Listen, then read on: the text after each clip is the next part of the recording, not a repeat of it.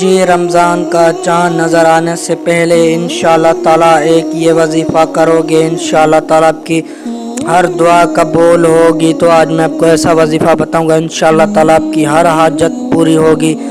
آپ کی جتنی چاہے حاجت ہو، آپ کی جتنی چاہے خواہش ہو، دلی خواہش، سب کچھ ہی پورا ہو سکتا ہے۔ آج ایسا میں آپ کو وظیفہ بتاؤں گا، انشاءاللہ تعالیٰ اس وظیفے سے آپ کو بہت فائدہ ہوگا۔ یہ رمضان سے پہلے آپ کو یہ وظیفہ 41 مرتبہ پڑھ لینا ہوگا، انشاءاللہ تعالیٰ آپ کی ہر حاجت پوری ہوگی۔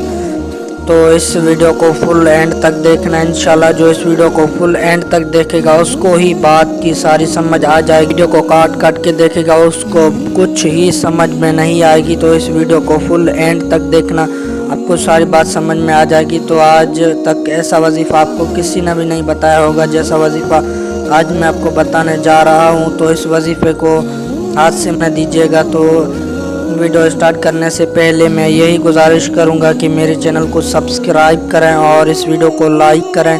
تو میں آپ کو وہی وظیفہ بتانے جا رہا ہوں۔ تو یہ وظیفہ جو ہے رمضان سے پہلے ہی، رمضان کا چاند نظر آنے سے پہلے ہی انشاءاللہ یہ وظیفہ آپ کریں گے، آپ کی ہر دعا قبول ہوگی۔